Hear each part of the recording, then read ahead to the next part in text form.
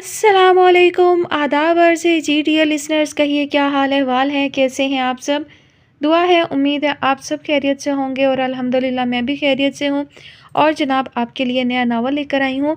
नया नावल जिसकी एपिसोड होंगी और आप लोग इंतज़ार करेंगे एपिसोड का। शॉर्ट नावल का सिलसिला जो है वो ख़त्म हो गया है फ़िलहाल। और नए नावल की जानिब बढ़ने से पहले मैं करूँगी चंद बातें। तो जनाब फरमाइशी नावल्स के हवाले से बात हो जाए। राहीला शुएब ने फ़रमाइश की थी साजिदा हबीब के नावल की कि उनकी कोई स्टोरी शेयर करूं। तो मैंने उनकी जो स्टोरीज़ देखी, मेरी ये होती है कोशिश कि मैं स्टोरी को थोड़ा सा स्टार्ट से पढूं, थोड़ा सा एंड से पढूं और उससे अंदाज़ा लगाऊं। राइटर यकीनन इनका लिखने का स्टाइल अच्छा है, लेकिन इनकी जितनी भी कहानियां मैंने रीड की वो बहुत ही क्या कह लें दुखी करने वाली हैं, सैड स्टोरीज़ हैं, हैप्पी एंडिंग नहीं है। मतलब कोई एक कहानी ऐसी हो ना जो मुझे मिल जाती जिसकी हैप्पी एंडिंग होती। अब इनकी कितने नॉवेल्स हैं मुझे नहीं पता, लेकिन जो कहानियाँ 4 से 5 मैंने इनकी देखी, वो सब या तो उलझी हुई एंडिंग वाली थी या फिर सैड एंडिंग वाली थी और मायूसी वाली और दिल दुखाने वाली थी।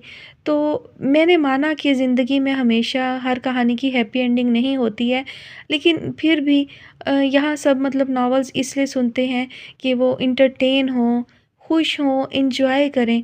तो मैं ऐसी कहानी जो है वो शेयर करने से कतराती हूँ जिसकी एंडिंग जो है वो हैप्पी ना हो या उलझी हुई हो, जो हमारे दिमाग में सवाल उठा दे और हम सोचते ही रह जाएँ कि यार इसका एंड ऐसा होना चाहिए था, वैसा होना चाहिए था या ऐसा हो गया होता।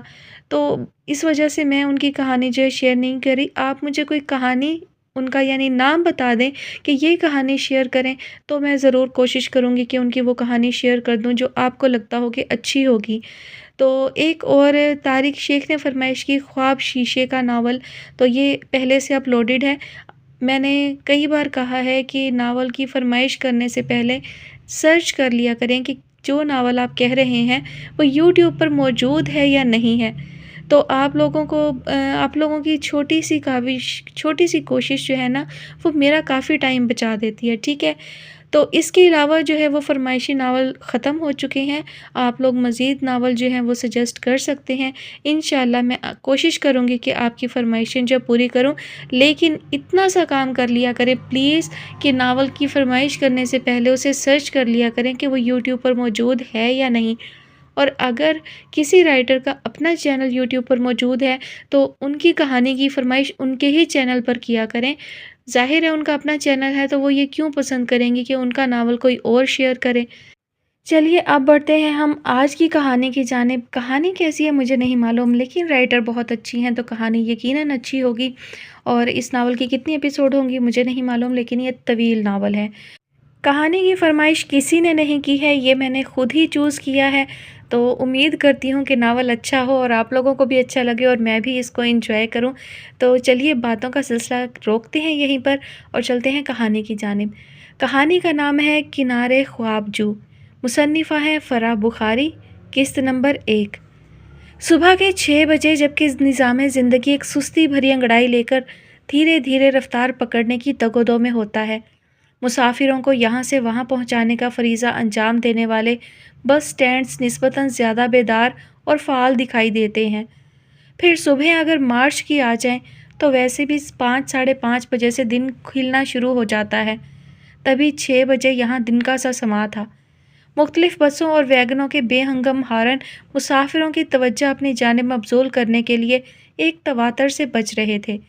कंडक्टर हजरात हारन की आवाज़ को नाकाफ़ी समझते अपना राग भी अलाप रहे थे, लेकिन अगर इन मिली जुली आवाज़ों का गला घोंट भी दिया जाता तो सिगरेट और डीजल की कसीफ बू दूर दूर तक फैलकर यहाँ एक बस स्टैंड की मौजूदगी का पता दे रही थी।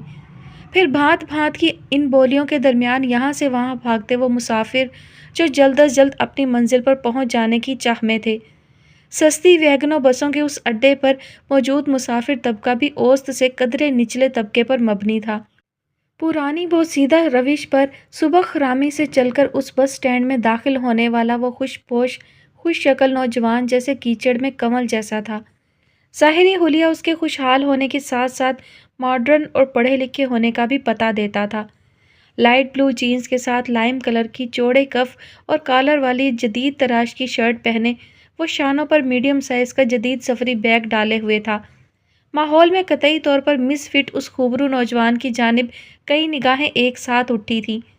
پہلی نظر میں دیکھنے پر لگتا کہ نقص سے تیار اس نوجوان نے خود پر خوب محنت کر رکھی ہے، لیکن دوسری نگاہ صاف اپنی ہی سوچ کی نفی کرتی، کیونکہ ظاہری حلیے سے زیادہ اس کی شخصیت میں کچھ ایسا تھا جو اسے دوسروں سے ممتاز اور الگ کرنے کا باعث تھا۔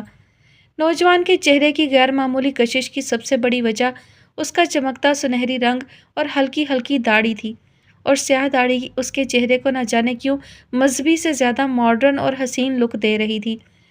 دیکھنے والی ہر نگاہ میں اس لمحے ایک ہی تاثر تھا کہ شاید وہ جوان راستہ بھول کر ادھر نکل آیا ہے۔ جوان کے ماتھے پر کھینچی پریشانی کی بے شمار لکیریں اور چہرے کا تناؤ بتاتا تھا کہ ذہنی طور پر وہ اس ماحول سے بہت پرے کہیں اور پہنچا ہوا ہے۔ اس کا ہرگز اپنے آس پاس پر دھیان نہیں تھا۔ راولپنڈی جانے والی بس میں سوار ہو کر وہ خاموشی سے ایک سیٹ پر بیٹھ گیا۔ سستی سگریٹ اور ڈیزل کی بو اگرچہ بری طرح دماغ پر چڑھ رہی تھی، لیکن جوان کا حوصلہ اور برداشت قابل دید تھے۔ اپنا سفری بیگ اس نے نیچے پیروں کے نزدیک رکھنا چاہا، لیکن کیلے کے گلے سڑے چھلکوں اور کھائی ہوئی کلفیوں کی مکھیوں بھری لکڑی کی سٹکس دیکھ کر بیگ کو گود میں ہی پڑا رہنے دیا۔ سیٹ کی پشت سے سر ٹکا کر اب وہ خالی خالی نظروں سے رنگ برنگی چھت کو گھور رہا تھا۔ باقی مسافر بھی اب تیزی سے بھرنا شروع ہو گئے تھے۔ تقریباً 10 منٹ بعد ڈرائیور نے سیٹ سنبھالی اور حرکت کے آثار نمودار ہوئے۔ 5-7 منٹ بعد بس نے اڈے سے نکل کر ردھم پکڑا تو پچھلے کئی گھنٹوں کی شدید اعصابی جنگ سے نبرد آزما اس نوجوان نے پلکیں موند کر خود کو نیند کے سپرد کرنے کی کوشش کی، لیکن بدقسمتی سے نیند بھی بس کے پہیوں سے لپٹی بے ہنگم بے ربط آوازوں کی صورت اس کے حواسوں پر مزید طاری اور زیادہ بھاری ثابت ہوئی۔ جیسے تیسے 3 گھنٹوں کا سفر تمام ہوا اور 8 بجے بس راولپنڈی پہنچ گئی۔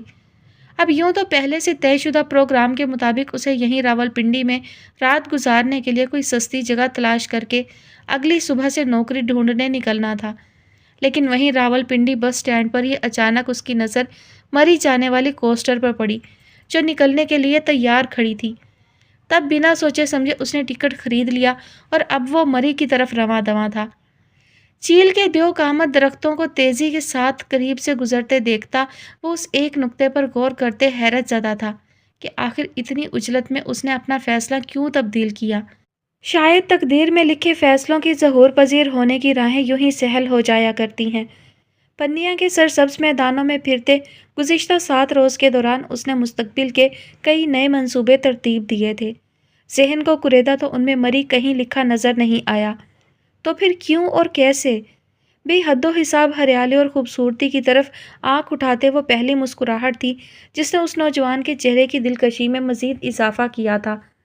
بنا کسی پلاننگ اور عملی سوچ کے کسی خیال کا بلا وجہ دل میں جاں گزی ہونا اور اس پر عمل پیرا ہونے کے لیے دل کا ٹھیک اس فیصلے پر جم جانا یوں ہی تو نہیں ہو سکتا۔ تناؤ کی کیفیت میں دھیرے دھیرے کمی سی آنے لگی۔ خود سے سوال جواب کے دوران طے پایا کہ اسلام آباد جیسے مہنگے شہر میں اپنے معیار کی نوکری پانے کے لیے جوتے گھسنے سے کہیں بہتر ہے مری جیسی مصروف تفریح گاہ پر کوئی ایسا کام ڈھونڈنا جس سے فوری طور پر کم از کم معقول آمدنی اور رہائش کے بنیادی مسئلے پر قابو پایا جا سکے۔ کام کی نوعیت اور اس کے امکانات پر غور کرنا ابھی باقی تھا۔ گھر سے نکلتے ہوئے باقی سامان کے ساتھ ڈگریوں کی فائل رکھتے اس نے خصوصی خیال رکھا تھا کہ کوئی چیز مس نہیں ہونی چاہیے۔ یہاں کچھ بھول جانے کا مطلب اسے ہمیشہ کے لیے کھو دینا تھا۔ جس گھر سے وہ بدنامی، رسوائی اور دھتکارے جانے کے ڈھیر سے میڈل سجائے نکلا تھا، اس کے مکینوں میں سے کسی کی آنکھ میں اسے اپنے لیے واپسی کا انتظار نظر نہیں آیا، اس لیے کسی سے کچھ منگوانے بھجوانے کی امید فضول تھی۔ زندگی اب شاید مرتے دم تک پردیس کی نظر ہونے والی تھی، اور پردیس سر جھٹک کر وہ حال میں واپس آیا۔ کوسٹر اب پہاڑ کے ٹیڑھے میڑھے راستوں کو تیزی سے عبور کرتی اوپر ہی اوپر رواں دواں تھی۔ جانے مری سے اس اچانک دوستی کا نتیجہ کیا نکلنے والا تھا؟ شاید برسوں کا ساتھ، شاید اگلے روز واپسی۔ ذہن بالکل خالی تھا، اس کی خالی جیب اور خالی پیٹ کی طرح۔ بارش تھم چکی تھی، اب درختوں کے پتوں اور پودوں سے بچا کھچا پانی ہلکے ہلکے ٹپک کر گیلی گھاس میں شامل ہو رہا تھا۔ اگرچہ یہ مارچ کے آغاز کی بارش تھی، لیکن ماحول میں ٹھنڈ کے احساس کو اچھا خاصا بڑھا رہی تھی، کیونکہ بہرحال یہ مری کا مارچ تھا، بارش اور گیلے لان کے باعث لڑکیوں کے گروہ کالج کے برآمدوں اور راہداریوں میں گھومنے لگے تھے اور بریک کی یہ ہلچل مشکل سے 15 یا 20 منٹ تک رہنے والی تھی۔ کنان نے کینٹین کے ہنگامے سے ہٹ کر دور برآمدے کے آخری پرسکون گوشے میں بیٹھنے کو ترجیح دی۔ بچی کچی بارش کے منظر سے لطف اندوز ہونے کے لیے یہاں کی خاموشی نہایت سازگار تھی، لیکن وہ دانیہ رباب ہی کیا جو خاموشی کو زیادہ دیر خاموشی رہنے دے۔ کچھ ہی دیر میں سموسوں کی پلیٹ بما اپنے بیگ کے جیسے تیسے سنبھالتی اس کے سر پر وارد ہو چکی تھی۔ اف! ایک پلیٹ کنان کو تھما کر اس نے دھپ سے خود کو برآمدے کی سیڑھیوں پر گرایا۔ مصیبت میں ڈال دیتی ہے تمہاری یہ گوشہ نشینی کی عادت، آدھی بریک تو اسی آن جان میں نکل جاتی ہے۔ کنان نے مسکرا کر کھانا شروع کرتے تبصرہ محفوظ رکھا۔ ہاں تو فوراً شروع ہو جاؤ، کوئی آئیڈیا نکالا تمہارے زرخیز دماغ نے؟ آرام سے کھا تو لینے دو۔ کنان اسی شرارتی انداز میں مسکرائے جا رہی تھی۔ اب اتنی بھی بد تہذیب نہیں کہ کھانے کے دوران بولوں۔ یہی تو مصیبت ہے، ادھر کھانا ختم ہوگا ادھر بریک۔ یاد رکھنا کنان، آج اگر باسط کو جواب نہ دیا نا تو منگنی ٹوٹنے کی نوبت آ سکتی ہے۔ دیا اپنی ہولناک پیشن گوئیاں بھی سموسہ کھاتے آرام و سہولت سے اس تک پہنچا رہی تھی۔ مرو نہیں، میتھس کی کلاس آج آف ہے، میم صبیحہ آج چھٹی پر ہے۔ ہائے سچ! دیا کی نعرہ نما چیخ پر کئی لڑکیوں نے مڑ کر دیکھا۔ دیا نے شرمندہ سا ہو کر ہنس کر سب کو اوکے کا اشارہ دیا اور اب جھٹ پٹ پلیٹیں واپس کر آنے کے بعد وہ پہلے سے کہیں زیادہ جوش کے ساتھ اپنے ٹاپک پر پلٹی تھی۔ بتاؤ نا پھر کیا جواب دوں باسط کو؟ میرے حساب سے ڈیئر، کنان نے بڑے تدبر سے آغاز لیتے آنکھیں نیم چندھیا کر گال پہ انگلی بجائی، تمہیں اپنے گھر والوں کے مزاج کو دیکھتے ہوئے فیصلہ کرنا چاہیے۔ باسط تمہارا منگیتر ہے، شوہر نہیں کہ بلا چوں چراں تم اس کی بات مان لو۔ لیکن میں اسے انکار نہیں کرنا چاہتی، تم جانتی ہو وہ بہت اچھا ہے۔ دیا ایک دم ڈھیلی پڑی۔ گھر والوں کے مزاج کو دیکھنا مطلب صاف انکار۔ اتنا ہی اچھا ہے تو ضد چھوڑ دے، بات چیت تک کی اجازت نہیں ہے تم دونوں کو، پھر بھی چوری چھپے رابطے میں ہو۔ کیا اتنی بے ایمانی کافی نہیں تھی کہ اب یہ ملنے کا شوشہ؟ یار سمجھو نا، دیا نے منہ بسورا، وہ بس ایک بار آمنے سامنے ملنا چاہتا ہے۔ منگنی کی تقریب بھی ابو نے ساتھ بٹھا کر کرنے نہیں دی، یاد نہیں تمہیں؟ تیار کر کے مجھے کمرے میں بٹھا دیا اور اماں صاحبہ چند خواتین کے ساتھ آ کر انگوٹھی پہنا گئی۔ باسط کو بس تصویریں دکھانے کا احسان کر دیا، ان میں بھی بھاری بھرکم کپڑوں، جولری اور میک اپ میں کہاں اوریجنل دیا کی سمجھ آئی ہوگی۔ جب تم طے کیے بیٹھی ہو کہ مل کر ہی جان چھوڑو گی تو مجھ سے مشورے کا مطلب؟ کنان بھی آسانی سے میلٹ ہونے والی نہیں تھی۔ تم جانتی ہو تمہاری ہاں سے مجھے کتنی تسلی ہوتی ہے۔ دیا کی جواباً اپنی مجبوریاں تھیں۔ کنان ہنس پڑی، وہ ہاں جو تم مجھ سے زبردستی گن پوائنٹ پر کروانا چاہتی ہو۔ اچھا چلو، دیا نے رخ پورا اس کی جانب موڑتے ایک نئی بحث کا آغاز کیا۔ میں تم سے پوچھتی ہوں، میری جگہ اگر تم ہوتی تو کیا کرتی اس موقع پر؟ میں؟ کنان اخروٹ کے درخت سے نظر ہٹاتے دکھ سے مسکرائی۔ امی زندہ ہوتیں تو اپنا مسئلہ یقیناً انہی سے شیئر کرتی، لیکن کنان کی لیکن میں حسرت و یاس اس شدت سے پنہاں تھی کہ فوری طور پر دیا بالکل ہی چپ ہو گئی۔ صبح سے شام تک نان سٹاپ اپنے قصے اس سے ڈسکس کرتے وہ کبھی کبھی اس کی تنہائیوں کو بالکل فراموش کر بیٹھتی تھی۔ میرا مطلب ہے تم ایک بار اپنی امی سے بات کر کے دیکھو۔ کنان نے موڈ کا رنگ بدلا، وہ تمہارے ابو کے مزاج کو بھی جانتی ہیں اور نئے نئے رشتے کی نزاکتوں کو بھی۔ اگر باسط کا اصرار انہیں جائز لگا تو وہ خود تمہیں اس سے ملوانے میں مدد کریں گی۔ مدد؟ دیا نے تھک کر ہاتھ گرائے۔ فرش سے جوتا اٹھا کر میری پیٹھ کا نشانہ لیں گی؟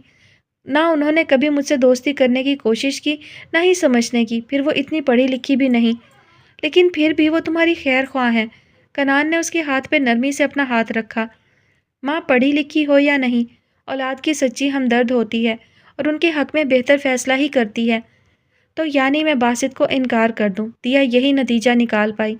چلو یہی سمجھ لو، کنان نے مسکرا کر تائید کی، لیکن تمہیں انہیں باسط کے خیالات سے آگاہ کرنا چاہیے۔ آخر کو انہوں نے تمہارا رشتہ طے کیا ہے، انہیں ہر بات کا علم ہونا چاہیے تاکہ کل کو تمہارے لیے کوئی مسئلہ۔ اف میری ماں، بس کرو۔ دیا نے تپ کر اس کے آگے ہاتھ جوڑے۔ کنان گھبرا کر پیچھے ہوئی، انداز میں صاف انجان بننے کی ایکٹنگ تھی۔ تم نہیں سمجھ سکتی محبت کی مجبوریاں جب تک تمہیں خود یہ ادراک نہ ہو جائے۔ پھر تو کبھی نہیں ہو سکتا۔ وہ نفی میں سر ہلاتے اعتماد سے مسکرائی۔ ہیں؟ کیا تم محبت پروف اتری ہو؟ دیا اب تعجب سے اسے دیکھ رہی تھی۔ ہاں شاید، کنان نے کندھے اچکائے۔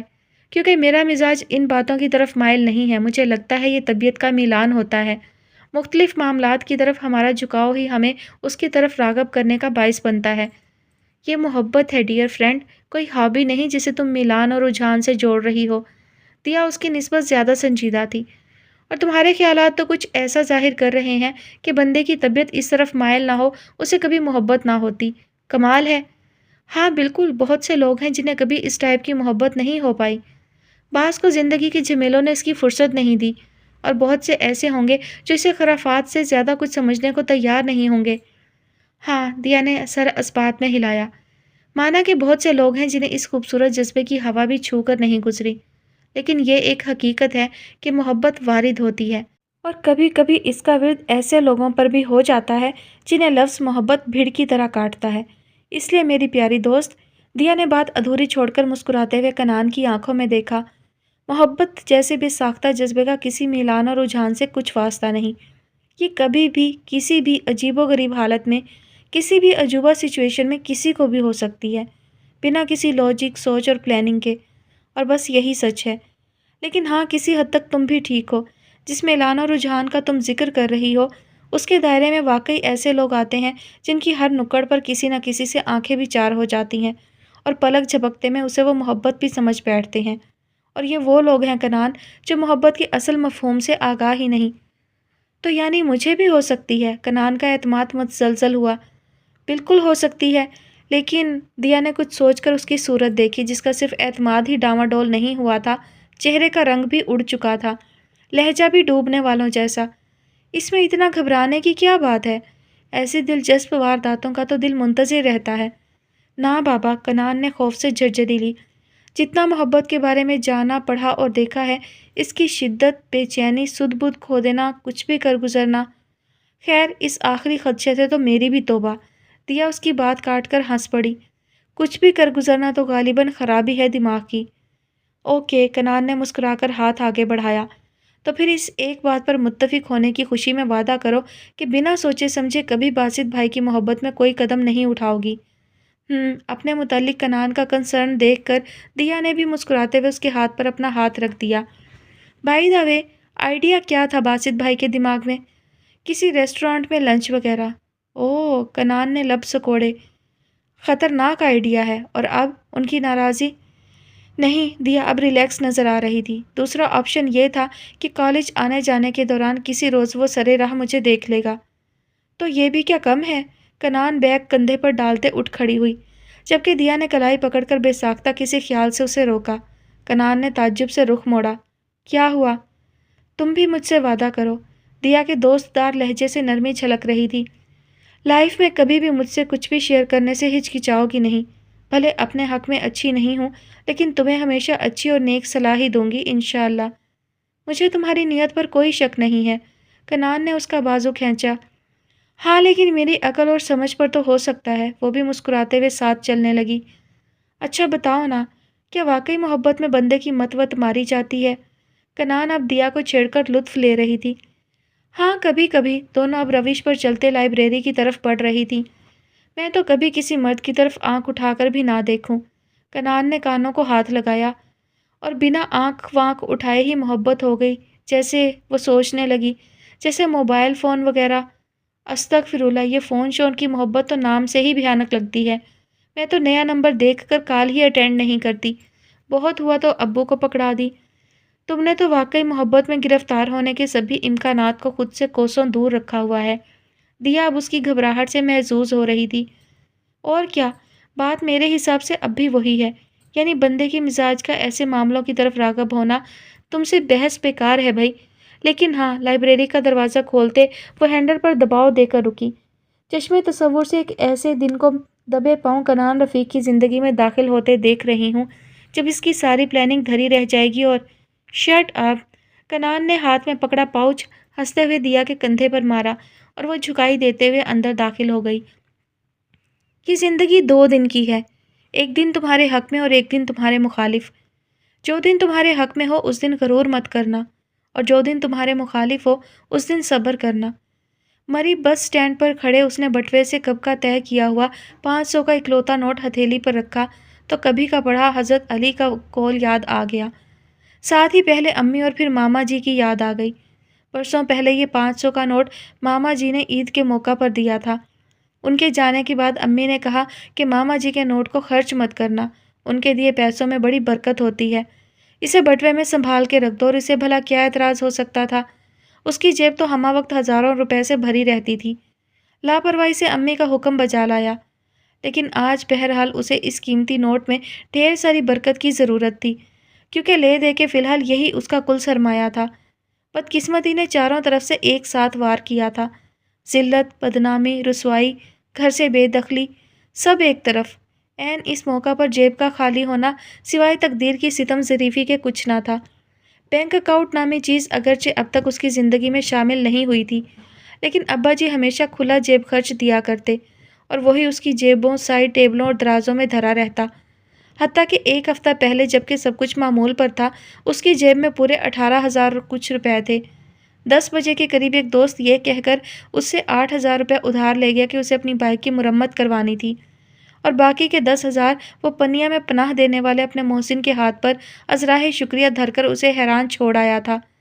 مختصر یہ کہ اب بیچ پردیس ایک وہ تھا اور ایک یہ 500 کا نوٹ، تو یعنی آج اسے ہر حال میں اپنے لیے کوئی کام تلاش کرنا تھا تاکہ کچھ رقم ہاتھ آ جائے تو رات گزارنے کا ٹھکانہ ہو سکے۔ لیکن فی الحال اس کے لیے ہر چیز سے اہم ناشتے کا مارکا سر کرنا تھا۔ مارکا اس لیے کہ مری جیسی جگہ پہ سستے ترین ناشتے کی تلاش اسے مارکا سر کرنے سے کم نہیں لگی۔ کم از کم ہاتھ پہ دھری رقم دیکھ کر تو اس کا یہی خیال تھا۔ چاہتا تو کسی سپر سٹور وغیرہ سے ایک آدھ بسکٹ کا پیکٹ لے کر بھی بھوک مٹا سکتا تھا، لیکن اس نے خود ہی اپنے خیال کو رد کر دیا کہ بعد میں کہیں شدت کی بھوک نے ستایا تو سب مصلحتیں بھول بھال وہ پورا نوٹ ہی کسی فاسٹ فوڈ شاپ میں نہ جھونک دے۔ لہٰذا کسی مناسب اور سستے ہوٹل کی تلاش میں بجائے مال روڈ کی طرف جانے کے اس نے بس سٹینڈ سے بھی پیچھے کی راہ لی تھی۔ جانے کیوں پر اس لمحے وہ لوگوں سے گھبرا رہا تھا۔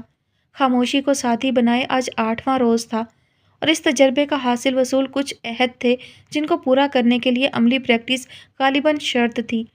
حیرت نے دھیرے دھیرے کچھ انکشاف کے سے انداز میں اس پر اترنا شروع کیا تھا۔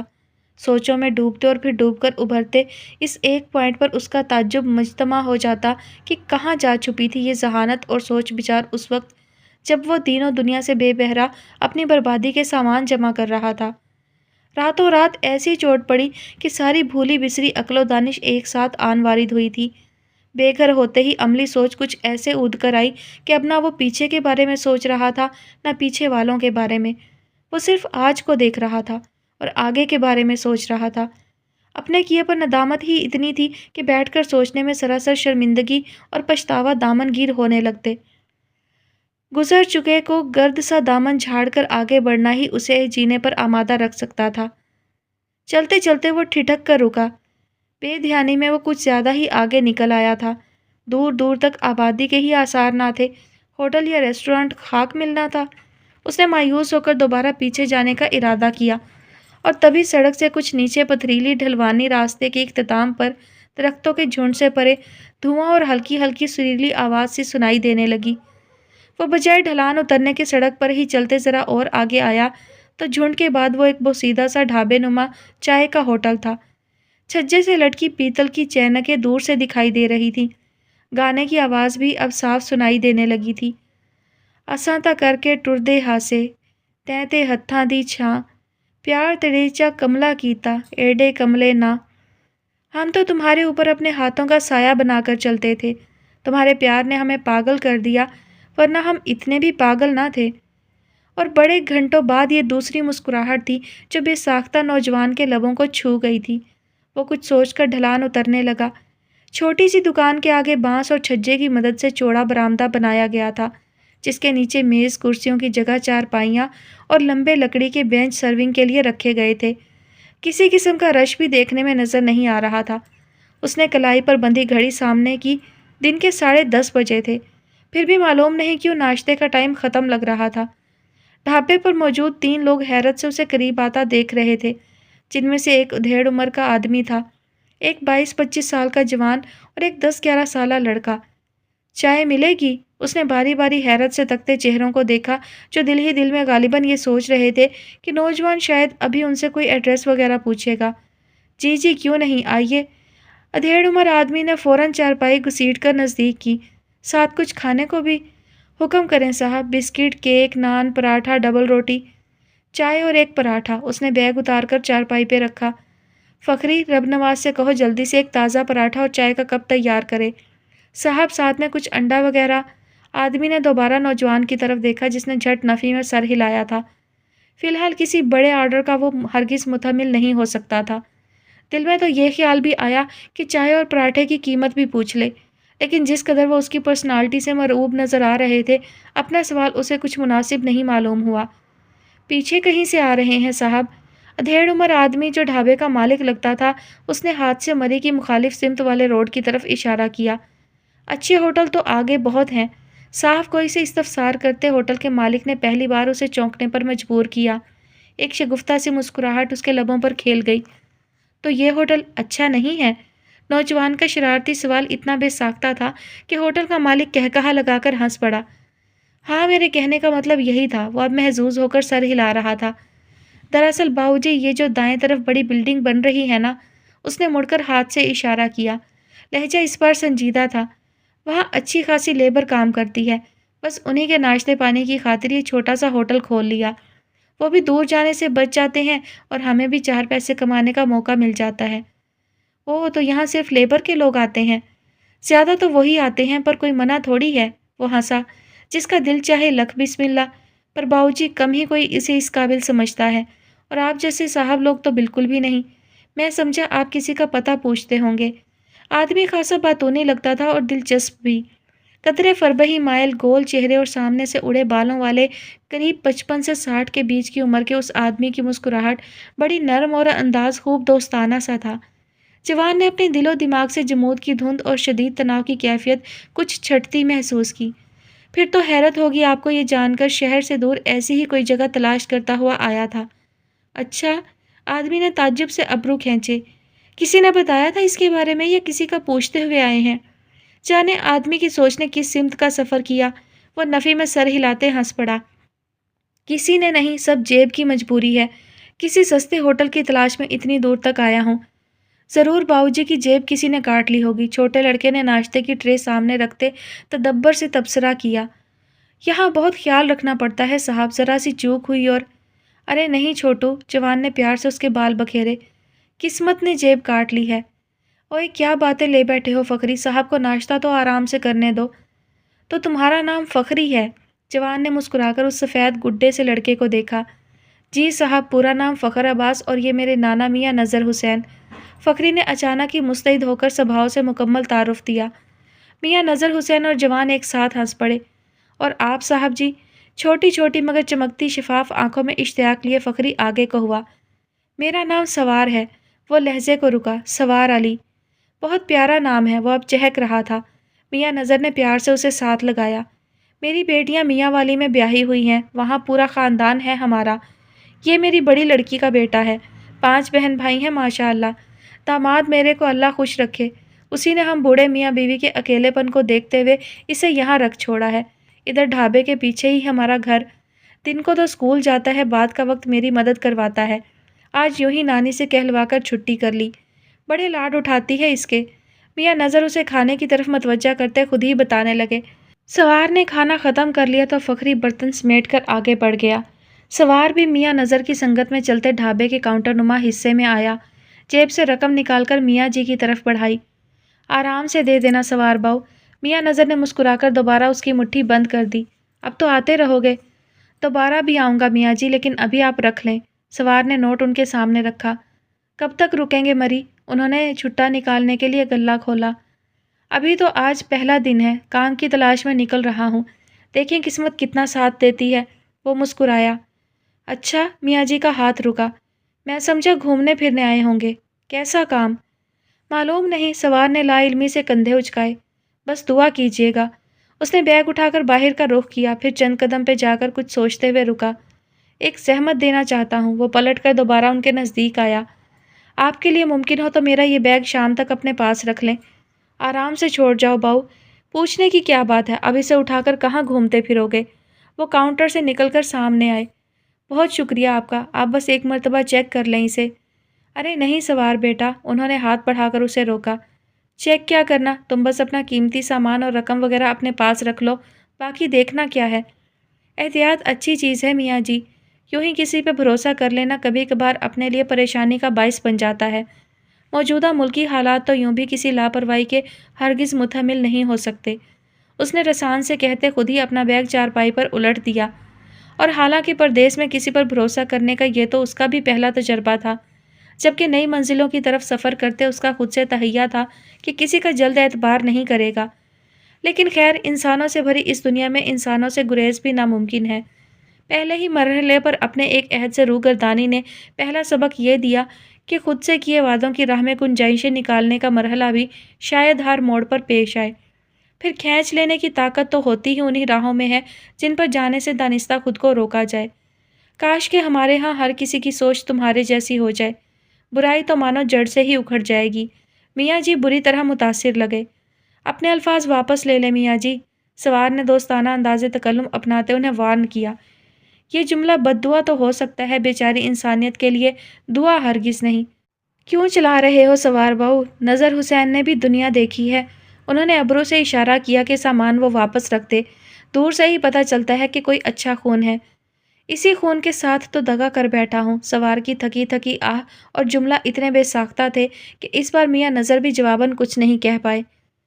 بی بی جی، ندیم صاحب آئے ہیں۔ سماما نے مندی مندی آنکھوں سے دیکھتے کروٹ بدلی۔ سونو سکول چلا گیا تھا، آج تو ضد نہیں کی؟ جی نہیں بی بی۔ اچھا، ندیم صاحب کو ڈرائنگ روم میں بٹھاؤ، میں آتی ہوں۔ اٹھ کر بیٹھتے اس نے کھلے بالوں کو ہاتھوں پر لپیٹا، وال کلاک پر نگاہ ڈالی۔ 11 بجے تھے۔ وال کلاک سے نظر کیلنڈر پر پڑتے ہی بے ساختہ زیر لب مسکرا دی۔ دیر تک سونے کے دن گئے سماما ابراہیم، اب تو کمر کس کے میدان میں اترنے کا وقت ہے۔ اف، مستقبل کا تصور ذہن میں ابھرتے ہی اسے جھرجھری سی آ گئی۔ لب البتہ ابھی تک مسکرا رہے تھے۔ وہ اگر آنے والے دنوں کی دھوپ چھاؤں سے نمٹنے کے لیے کچھ خوفزدہ تھی تو بہت حد تک اپنی تیار کردہ پلاننگ کو فیس کرنے کے لیے ایکسائٹڈ بھی تھی۔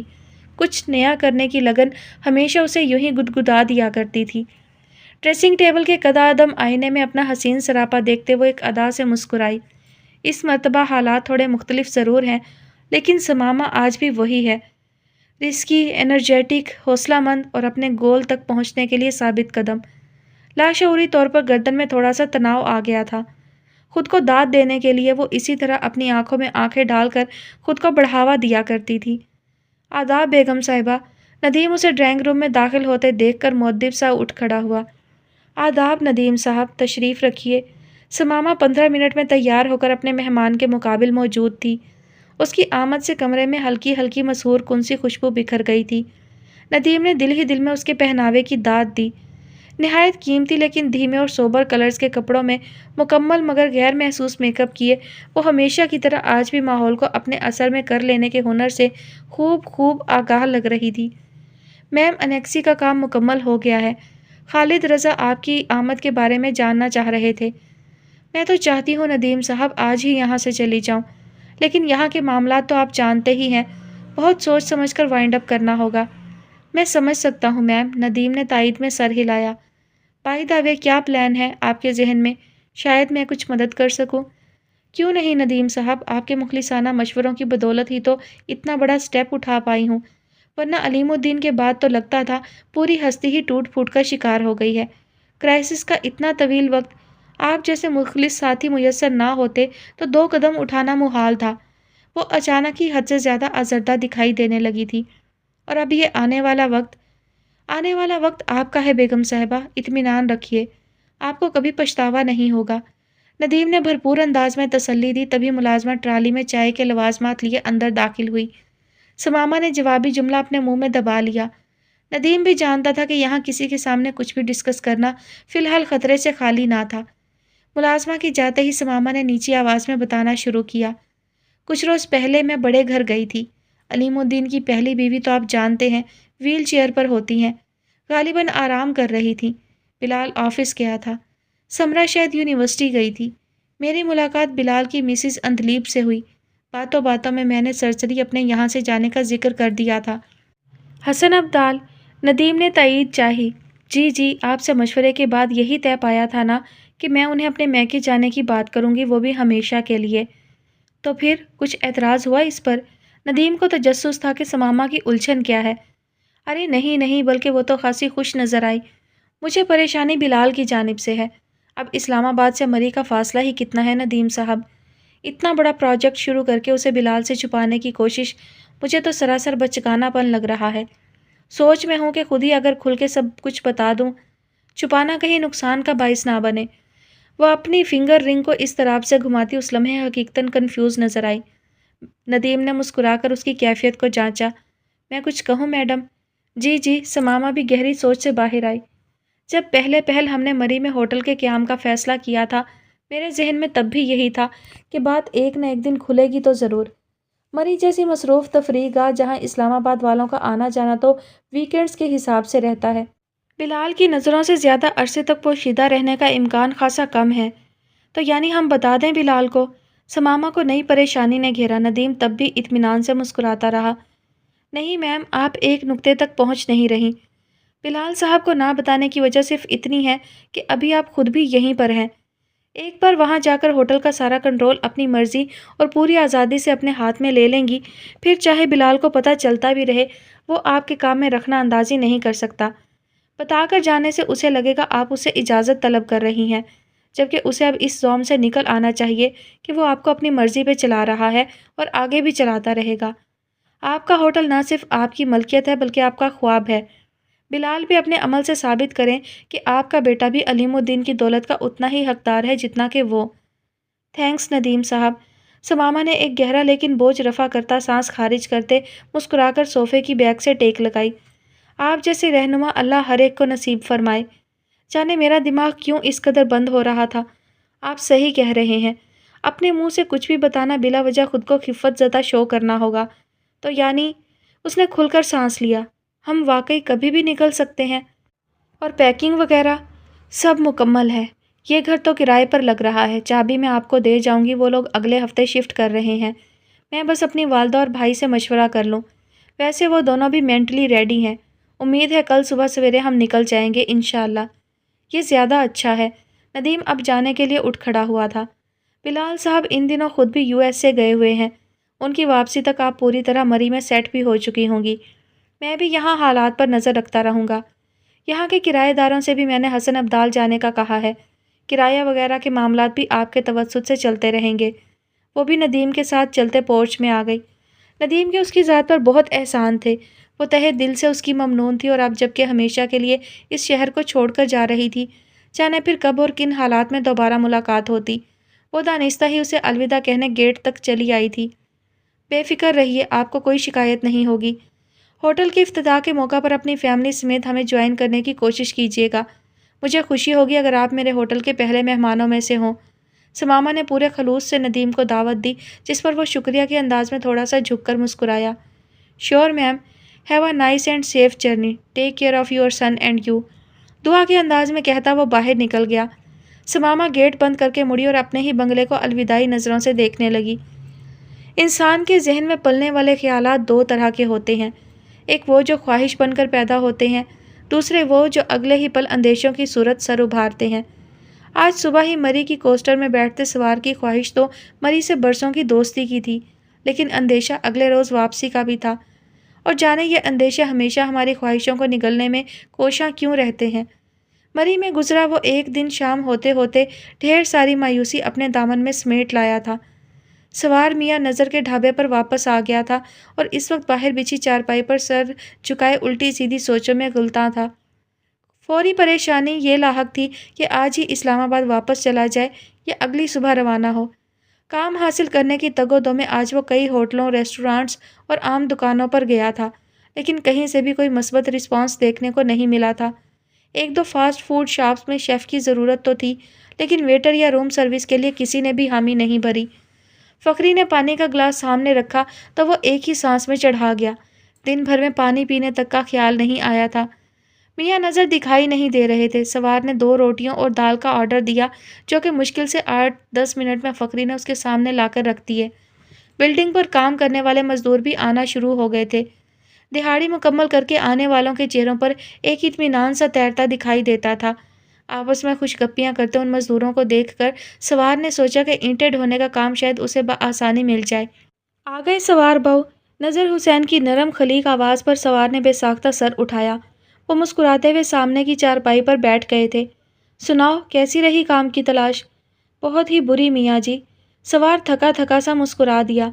کام نہیں ملا؟ میاں جی کے لہجے سے بھی افسوس چھلکا۔ نہ کام نہ ٹھکانہ، سوار نے ایک سرد آہ کھینچتے پلیٹ پیچھے کھسکائی۔ نصیب کی سیاہی ان روشنیوں کے مقابلے میں بہت گہری ہے۔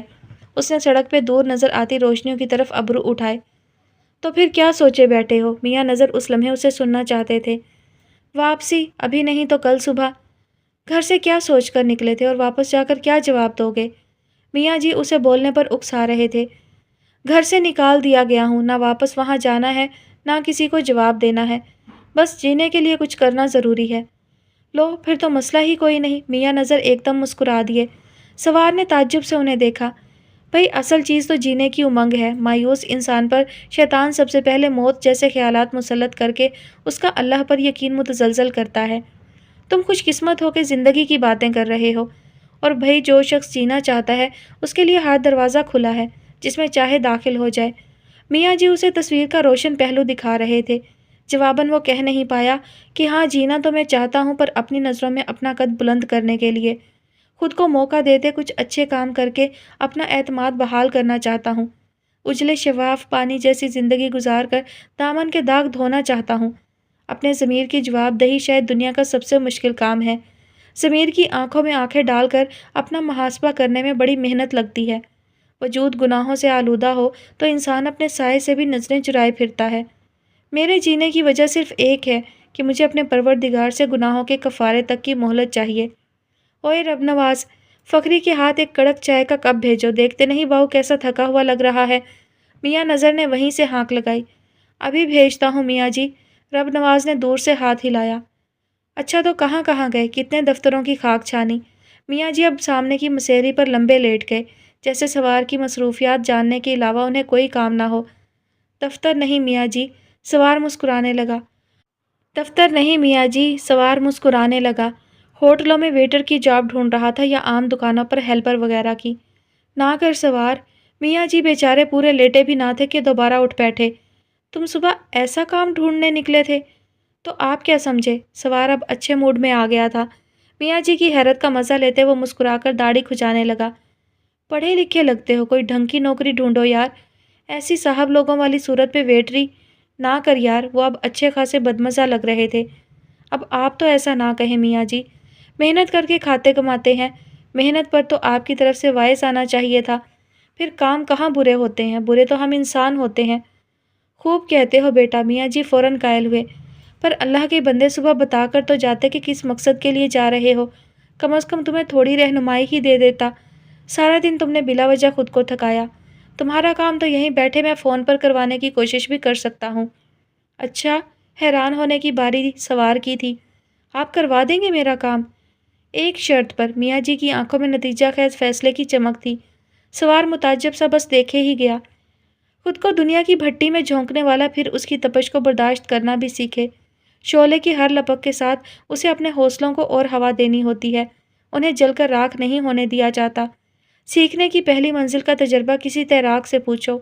ڈوبنا، ابھرنا، غوطہ لگانا، ہاتھ پیر مارنا، پہلی ڈبکی کے بعد سطح پر نکلنا، ایسا ہے جیسے یوں، انہوں نے ہتھیلی اپنے چہرے کے سامنے کی، یوں موت کو سامنے دیکھنا۔ ذرا سا اعصاب نے ساتھ چھوڑا اور یہ لیا سرکش موجوں نے اپنی آغوش میں۔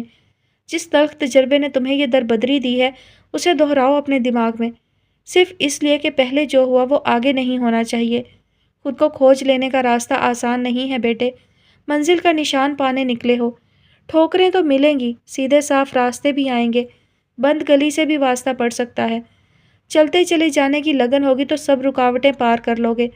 انہوں نے کھنکار کر توقف کیا۔ آج تمہاری نئی زندگی کی پہلی صبح تھی، اور تمہاری کم ہمتی کا یہ عالم ہے کہ اس پہلی شام کو ہی آخری سمجھ کر بور یا بستر لپیٹ بیٹھے۔ اب کہ انہوں نے سوار کی آنکھوں میں دیکھتے حتمی انداز اپنایا۔ کل کے سورج سے کسی معجزے کی توقع رکھتے ہو تو یہ تمہاری بھول ہے۔ ہمارے لیے اگر کوئی کچھ کر سکتا ہے تو وہ ہم خود ہیں، اور کوئی نہیں۔ سوار نے ماتھا دونوں ہاتھوں پہ گرا لیا۔ معافی چاہتا ہوں میاں جی، بس ابھی بے یقینی کی کیفیت میں ہوں، کچھ سمجھ نہیں پا رہا۔ آپ کا ملنا شاید قدرت کی پہلی مہربانی ہے۔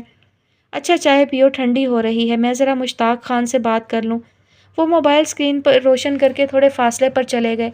سوار نے اپنے اندر تک سکون محسوس کرتے پہلا سپ لیا۔ کوئی بوجھ تھا جو میاں جی کی باتوں سے دھیرے دھیرے سرکتا محسوس ہونے لگا تھا۔ تیار ہو گئی بٹیا؟ جی اماں، کنان نے جلدی جلدی لوشن اپنے ہاتھوں اور چہرے پر رگڑ کر چادر اوڑھی۔ اور دیا بیٹی؟ اماں نے برقع سر پہ جما کر تالا چابی سنبھالے۔ جی وہ بھی آ رہی ہے۔ کالج بیگ کندھے پہ لٹکا کر کنان نے کمروں کے دروازے لاک کیے۔ کالج شوز برآمدے کے کونے میں رکھے تھے۔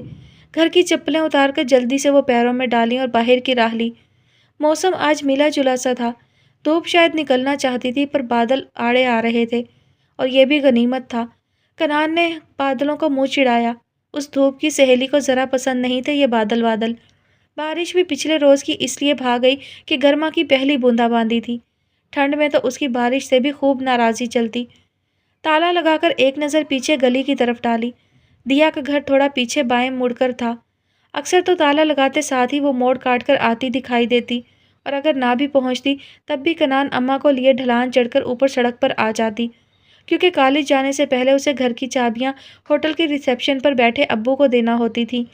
دیا گھر پہ تالا پڑا دیکھ کر سیدھی خود بھی ہوٹل میں آ جاتی جہاں کنان اس کے انتظار میں رکی ہوتی تھی۔ برسوں سے اس گھر کی اب یہی روٹین تھی۔ اب سے کچھ 3 سال پہلے جب کنان 10ویں جماعت میں پڑھتی تھی، اس کی امی کا انتقال ہو گیا۔ بڑی بہن ماہین اس سے پورے 5 سال بڑی تھی اور امی کی وفات سے محض 1 ماہ پہلے بیاہ کر کوہالہ چلی گئی تھی۔ اس کے ابو رفیق احمد گزشتہ 12 برس سے ہوٹل ازمیر کے مینیجر تھے۔ وہ لوگ کشمیر سے یہاں آئے تھے۔ ازمیر ہوٹل اصل میں جاوید علوی کی ملکیت تھا۔ اماں کو رفیق احمد نے 2 سال پہلے کنان کی سہولت کی خاطر ہی گھر میں رکھا تھا۔ وہ ایک بیوہ بے سہارا خاتون تھی۔ دن بھر لوگوں کے گھروں میں کام کر کے رات کو کبھی کہیں تو کبھی کہیں سو جایا کرتی۔ رفیق احمد نے انہیں اپنے ہاں کام پہ ٹھہرا کر ان کی رہائش کا مسئلہ مستقل بنیادوں پر حل کر لیا۔ البتہ دن کے وقت جب کنان کالج اور رفیق احمد ہوٹل چلے جایا کرتے، انہیں ایک خاتون کے گھر ان کا بچہ سنبھالنے کے لیے جانا پڑتا تھا۔ وہ خاتون کسی اسکول میں ٹیچر تھیں اور اپنی غیر موجودگی میں سوائے اماں کے کسی پر بھروسہ کرنے کو تیار نہ تھیں، اس لیے باقی تمام گھروں کا کام چھوڑ دینے کے باوجود بھی وہ اس بچے کی کیئر کا کام نہ چھوڑ سکی۔ کنان ریسیپشن پر آئی تو ابو کہیں دکھائی نہ دیے۔ صدیق بھائی کو سلام کر کے چابی ان کی طرف بڑھائی۔ ابو نہیں ہے صدیق بھائی؟ اندر آفس میں ہیں جاوید صاحب کے ساتھ۔ اوہ، کنان نے سر ہلایا، تبھی دیا نے اندر جھانک کر آواز دی تو وہ فوراً ہی پلٹ گئی۔ لیٹ تو نہیں ہوئی؟ دیا کے انداز میں عجلت تھی۔ کنان نے حیرت سے گھڑی دیکھی۔ نہیں تو، ٹھیک ہی جا رہے ہیں۔ اچھا، دیا کچھ بے چینی اور بے یقینی سی محسوس کرتی پھر سے تیز ہوئی۔ خیر تو ہے، آج بڑی ایفیشنسی دکھا رہی ہو۔ وہ ایک دم ہی گل اناری ہوئی۔ باسط ہوں گے سامنے کہیں؟ کیا؟ کنان بے ساختہ اچھلی۔ بہت بڑی مصیبت ہو دیا تم، آج ہی بلوا لیا، کمبخت پہلے سے بتا تو دیتی۔ ہیں؟ دیا نے تشویش سے اس کا جائزہ لیا۔ تم نے کیا پھولوں کے ہار پہنانے تھے دلہا بھائی کو؟ بھاڑ میں جائیں پھولوں کے ہار، پہلے بتانا تھا کمینی، میں چھٹی کر کے گھر بیٹھ جاتی۔ دیا کا کہکہا نکل گیا۔ بڑی ڈرپوک ہو قسم سے۔ بھائی دور سے دیکھ کے چلا جائے گا بیچارہ، کون سا مجھے اٹھانے آ رہا ہے؟ مجھے نہیں بننا تھا ایسی خوفناک سچویشن کا حصہ۔ اور تم بھی زیادہ کھیکی مت کرو، راستہ چلتے ہنستی ہوئی لڑکیاں اچھی نہیں لگتی۔ اور ہاں، اس نے انگلی اٹھا کر تنبیہ کی، وہ نظر آ جائے تو چپ چاپ ایک دوسرے کو گھورتے ہوئے نکل جانا، خبردار۔ جو اشارے کر کر کے مجھے دکھانے کی کوشش کی۔ وہ اب دانستہ اس سے دور ہو کر چل رہی تھی۔ دیا دل ہی دل میں سخت پچھتائی کہ آخر اس پاگل کو بتایا ہی کیوں۔ دونوں چلتے چلتے اب مال روڈ پر آ گئی تھی۔ یہاں کی رونقیں معمول سے قدرے کم لگ رہی تھیں، شاید ورکنگ ڈیز تھے اس لیے۔ مال روڈ پر چڑھتے ہی بائیں جانب جی پی او کے ساتھ کشمیر پوائنٹ جانے والے راستے کے آغاز میں ان کا کالج تھا۔ دیا نے مال روڈ پر آتے ہی باسط کو دیکھ لیا تھا۔ وہ جی پی او کی سیڑھیوں پر بیٹھا اسی کا منتظر تھا۔ اسے کالج روڈ پر جاتے دیکھ کر خود بھی مسکراتے ہوئے ہم قدم ہو گیا۔ کنان چونکہ 2-3 قدم آگے تھی، اس نے یہ اضافہ محسوس نہیں کیا۔ اس نے اپنی چوکنا نظریں سامنے سے آنے والوں پر جما رکھی تھی، کسی مشکوک آدمی کو کھوج لینے کی کوشش میں آنکھیں گویا سرچ لائٹیں بنی ہوئی تھی۔ بظاہر تو سبھی کچھ نارمل لگ رہا تھا، تبھی اچانک احساس ہوا کہ کچھ دیر پہلے تک اس کا مذاق اڑا کر ہنستی دیا کی زبان اور ہنسی دونوں کو بریک لگ چکی تھی۔ تو کیا؟ اس نے گھبرا کر تھوک نگلتے ترچھی نظروں سے سائڈ پر دیکھا، جسے وہ سامنے تلاش کر رہی تھی۔ وہ تو دھیمی مسکان لیے دیا کے ہم قدم چل رہا تھا۔ کنان اسے دیا کی منگنی کے موقع پر دیکھ تو چکی تھی، شک کی گنجائش نہ رہی۔ دیا جو ہی اس کے نزدیک آ ملی، اس نے بازو سے کھینچ کر گویا میراتھن میں حصہ لیا۔ کیا کر رہی ہو پاگل؟ دیا نے احمقوں کی طرح ریس لگاتی کنان سے زبردستی اپنا بازو چھڑوایا۔ میں جا رہی ہوں۔ وہ انسنی کر کے کئی قدم آگے نکل گئی۔ لا حول ولا، دیا نے آگے چلتی بلکہ تقریباً بھاگتی کنان کو دیکھ کر ہنسی ضبط کی۔ دل سے بے ساختہ اپنی سیدھی سی دوست کے لیے دعا نکلی۔ اللہ کرے زمانے کی بری ہوا تمہیں چھو کر بھی نہ گزرے، آمین۔ بلیک جینز کے ساتھ سوار نے سفید شرٹ منتخب کی تھی۔ سامنے کے بٹن بند کر کے اس نے انگلیوں سے ہی بالوں کو کنگھی کر کے درست کر لیا۔ ہلکی ہلکی داڑھی اس کے روشن کتابی چہرے کے ساتھ خوب جچتی تھی۔ کھڑکی کے شیشے میں نظر آتے اپنے دھندلے عکس کا ایک ناقدانہ جائزہ لیتے وہ ڈھابے کے اندرونی کمرے سے برآمدے میں آیا۔ میاں جی چائے کا کپ رکھ کر مسکراتے ہوئے اس کی طرف بڑھے۔ پچھلی رات سوار یہیں سویا تھا۔ اس کے لیے کام کی بات انہوں نے اپنے کسی دوست مشتاق خان سے کی تھی۔ 9 بجے سوار کو مشتاق بھائی سے ملنا تھا۔ میاں جی نے بتایا کہ مال روڈ پر ان کی مٹھائیوں کی دکان ہے۔ اب اللہ جانے سوار کے لیے ان کے ذہن میں کیا تھا۔ بہرحال وہ خوش تھا کہ کچھ سبب تو پیدا ہوا۔ کام کی نوعیت کے بارے میں وہ ہر سطح تک سوچ آیا تھا۔ اب کوئی بھی کام خلاف مرضی شاید اسے ناگواری کا باعث نہیں تھا، ہاں بس ایک مٹھائیاں بنانے کے کام کو چھوڑ کر۔ ظاہر ہے وہ کام اسے آتا ہی نہیں تھا، یعنی مٹھائیاں بنانے کی نوبت آئی سوار میاں تو سمجھو یہاں بھی کام سے گئے۔ وہ اپنے خیالات پر خود ہی مسکرا دیا۔ تیار ہو گئے بیٹا؟ جی میاں جی، آپ بس شاپ کا ایڈریس سمجھا دیں۔ اگر تم کینٹ مارکیٹ سے نکل کر مال روڈ پر چڑھو تو مجھے کال کر لو، میں ساتھ ساتھ سمجھاتا جاؤں گا۔ موبائل فون نہیں ہے میاں جی، سوار کے لہجے میں واضح شرمندگی تھی۔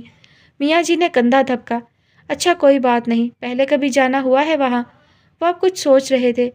بالکل میاں جی، سارا مال روڈ دیکھا بھالا ہے، کل تو کافی دیر ادھر ہی گھومتا رہا ہوں۔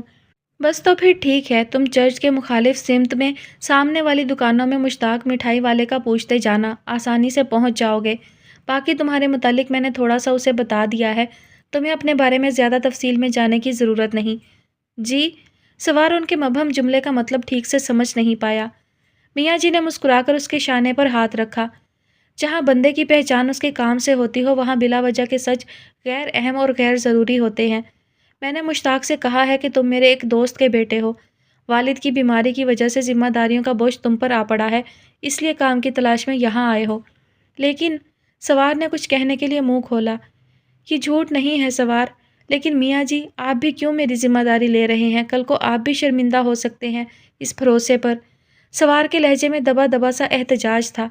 میاں جی نے نرمی سے اس کا ہاتھ ہاتھوں میں لیتے سمجھانا شروع کیا۔ میں نے کہا تھا اپنی غلطیاں اپنے اندر دہراتے رہو، یہ نہیں کہا تھا کہ زمانے بھر میں مشہور کرنا بھی ضروری ہے۔ توبہ کی طلب ہے تو اپنی پردہ پوشی خود کرو۔ اپنا اشتہار لگانے والے کو اللہ سخت ناپسند کرتا ہے۔ جہاں تک سوال ہے ذمہ داری اٹھانے کا، تو شاید اس کا جواب خود میرے پاس بھی نہیں ہے۔ اللہ نے مجھے بیٹا عطا نہیں کیا سوار، لیکن ایسا بھی نہیں کہ ہر آئے گئے کو بیٹا بنا لیتا ہوں۔ زندگی صبر شکر سے ہی گزار دی، پر تمہارا صرف ایک ہی جملہ کہ گھر سے نکال دیا گیا ہوں، کچھ ایسے دل کو چھو گیا کہ آنکھیں بند کر کے تمہاری مدد کو نہ صرف یہ دل تیار ہو گیا، بلکہ تمہیں اپنا بیٹا سمجھنے میں مجھے عجیب سی تسکین حاصل ہوئی۔ حالانکہ ایسے متنازع جملے کے بعد تو آپ کے دل میں مزید خوف آنا چاہیے تھا کہ جانے کیا کر کے آیا ہوگا۔ سوار نے خود اپنا استہزاء اڑایا۔ ایسا نہیں کہتے، وہ برا مان گئے۔ جن راستوں کو چھوڑ آئے ہو وہاں کی باتیں ایک ایک کے سامنے دہرا کر نہ خود کو تکلیف میں ڈالو اور نہ لوگوں کے تجسس کو ہوا دو۔ موٹے موٹے چند بنیادی سوال جن کا روزمرہ کی زندگی میں تمہیں سامنا ہو سکتا ہے، ایک ہی دفعہ میں رٹ لو۔ ماضی کو ساتھ ہی لے کر چلنا تھا تو وہ شہر کیا برا تھا جسے چھوڑ کر آئے ہو؟